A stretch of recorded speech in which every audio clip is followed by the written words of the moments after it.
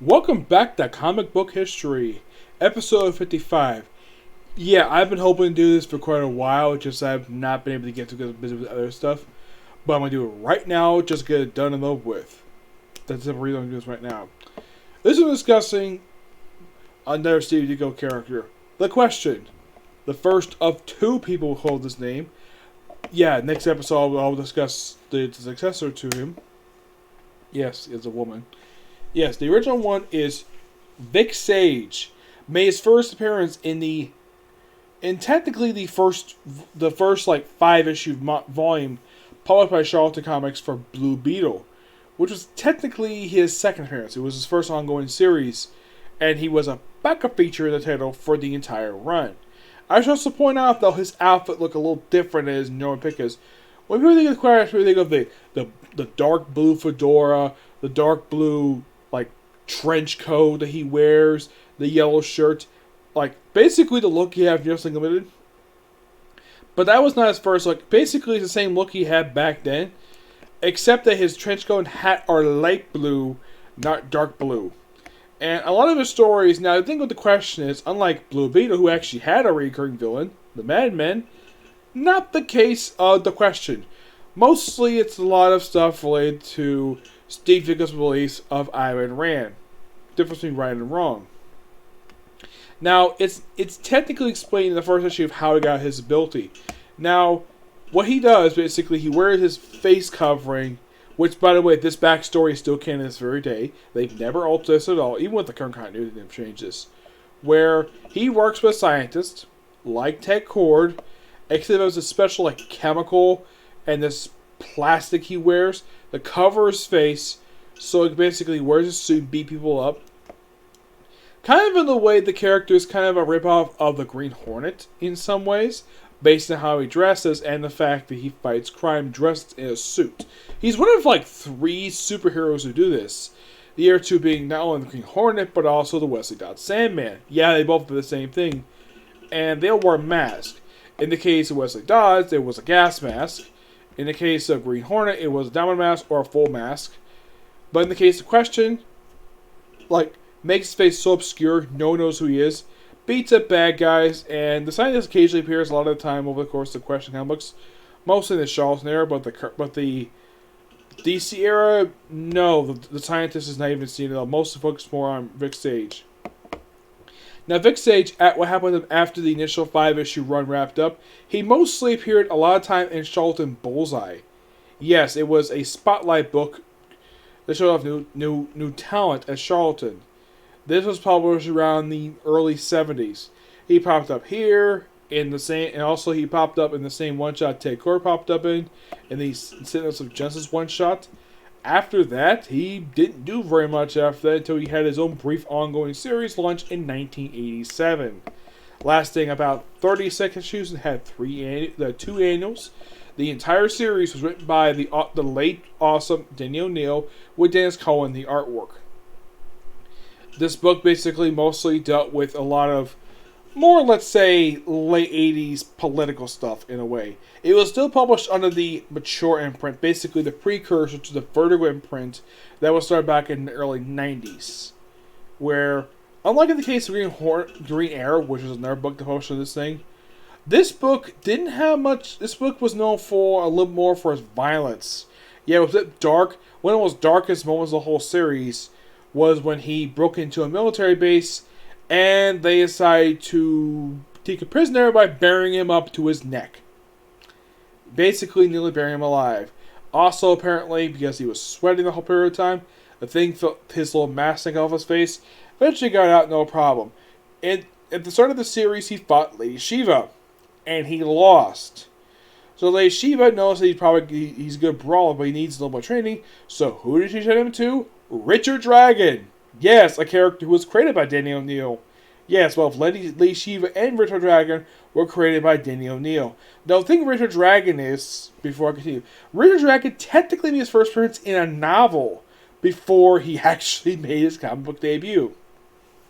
Though his series is not only famous and only introduced to Richard Dragon and Lady Shiva, this book also introduces us to Bronze Tiger. Yep. I might get to Richard Dragon maybe in later on video when I talk more about Danny O'Neill stuff.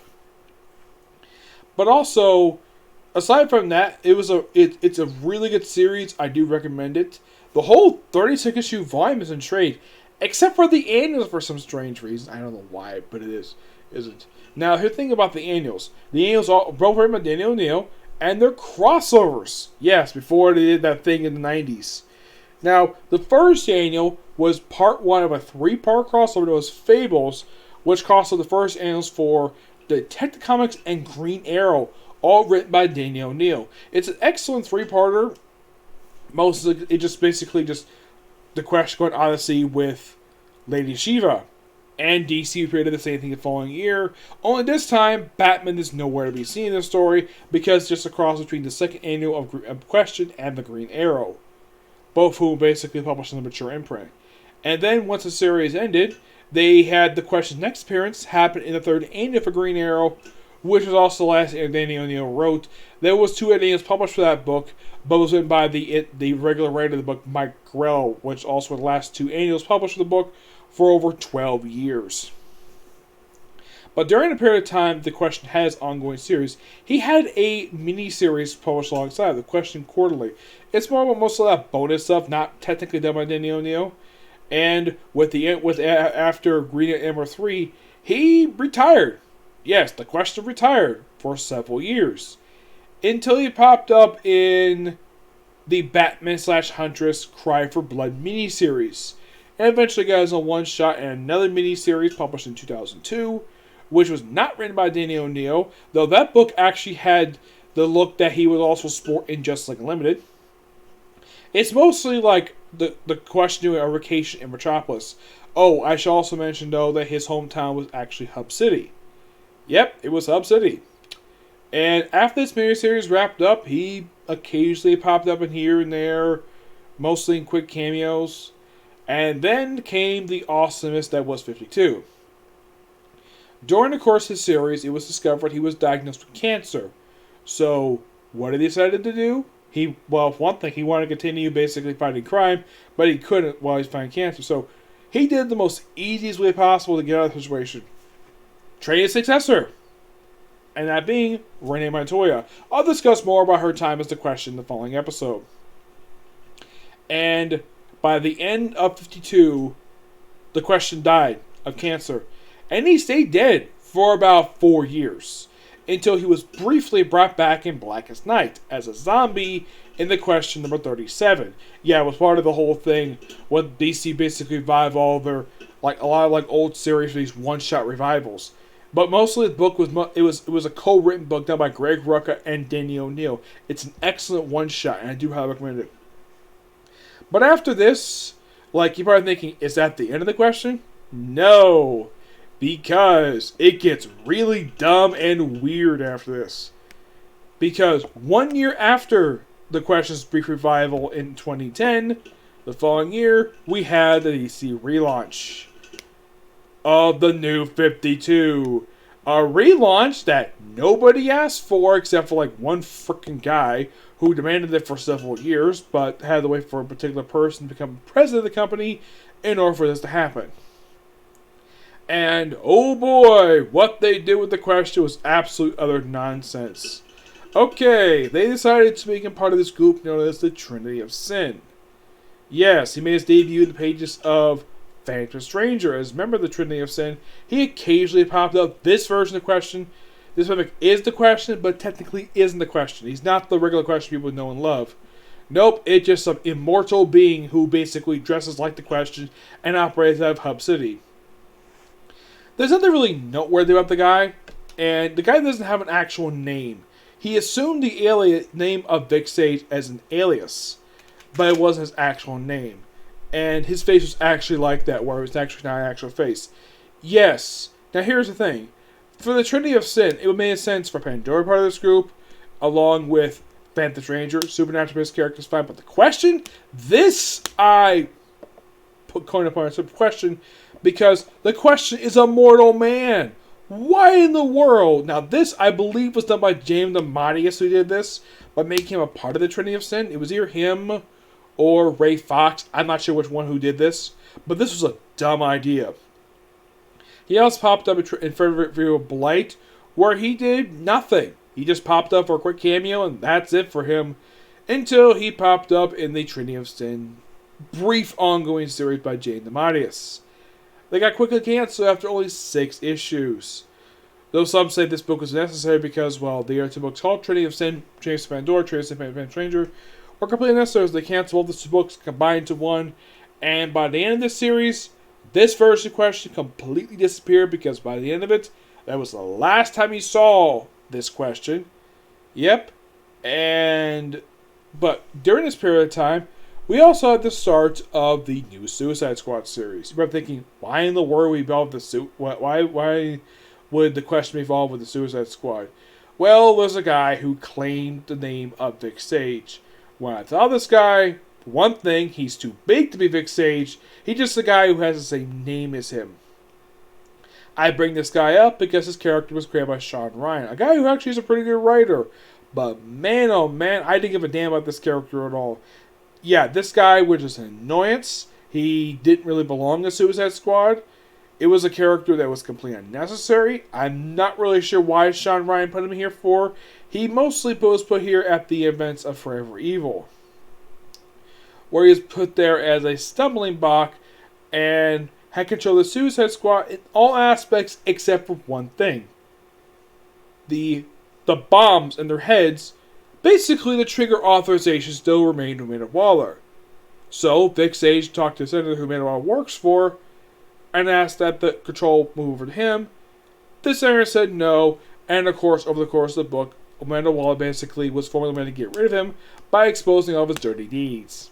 She succeeded, and he was thrown in jail and never seen again.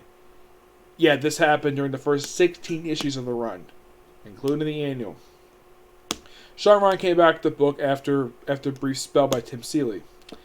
As Vic Sage, this one was never seen again as soon as this book ended. The next after that, this is actually back in, I believe it was like 2015, I think this happened. Yeah, 2015. And then, simply put, like right after this thing ended, the question disappeared for about, I would say, about 3 to 4 years. Until the actual question, the real one, was brought back in Brian Michael Bendis' Action Comics run. Which, I know Friend TV is not a big fan of this particular run, due to the fact that he didn't like what Bendis did with the book. But this, I think Timmy would agree, this is a smart move on his part. Reviving the question, even though, yes, they don't have an explanation. Heck, not even Matt Fraction bothered to give an explanation for this. I'll get more into this. So, he was mostly here just sub the Leviathan miniseries, which, if you were a good chancer, is actually really good. It actually explains who took over Leviathan from Talia al Ghul, which turned out to be Mark Shaw. Yes, a character created by Jack Kirby. He was the one who took over Leviathan. Okay. Mostly we just did a lot of investigating stuff, and after Leviathan, he popped up for a couple issues of the Lois Lane 12-issue maxi series, and he was asked by his successor, Renee Montoya, how the heck he was resurrected. Like, how did he come back to life? I saw you die in my arms. That was a quote from the book. The question was never answered. I would have thought, though, because Bendis done this before a couple times, where he's brought back characters without an explanation, and had to have another writer explain the resurrection. The first character he did this for was Cornstar. Yes, killed by Brubaker, and he revived in the trial of Jean Grey, and then when the Cyclops book started, it took Greg Rucka to explain the resurrection. He did it again in 2016 when he revived Doc Samson. It took until it took like about 2 years later to explain his resurrection in the pages of Immortal Hulk by Al Ewing. This is the third time Bendis has done this, where revives a character and doesn't bother to give an explanation for this at all. He has to leave it with another writer. As far as I can tell, this happened roughly about 2 years ago, and no writer DC has actually bothered to explain, like, how in the world the question was alive. I mean, they consider basically 52 semi-canon, well, mostly in relation to him because he died, but in the case of how he was revived, As far as I can tell, no one has bothered to follow up with this at all. I mean, the question was asked in Lois Lane by Matt Fraction. Actually, Matt Fraction was by Greg Rucka. I would have thought, though, he did before with Cornstar, aka Cyclops' father, to explain his resurrection. I would have thought he did the same thing with the question. Nope, he didn't. And then we had that the Death of the Question miniseries by Jeff Lemire. Pretty good miniseries. I believe, from what I remember, they actually brought back the original artist from the original Question ongoing series from the 80s. And it had the same artwork. So pretty good miniseries. The question doesn't really die in it per se, just basically just a metaphor. Yes. But I believe this book may have been the explanation, but it's been a while since I read the book, so I don't really remember. It's been like a good year or two since I read the miniseries. So if in fact that the explanation for how he was resurrected was explained in that book, it may have happened in that book, I don't know. But that was published on the Black Label imprint, and that was the most recent thing DC did with the question. Yep, but not much else to say with the question. He's a good character, but I kind of wish that DC would do a little bit more with it. Now, his Charlatan run is in trade. The whole thing is in trade. The Action Heroes Archive Edition, and of course his first volume's in trade. But his other appearances, he also appeared in a Brave and the Bold miniseries, published at the same time as his question book, where it featured him, Green Arrow, and a character known as the Butcher. Yeah, this was technically the second volume for Brave and the Bold, which was written by Mike Groh.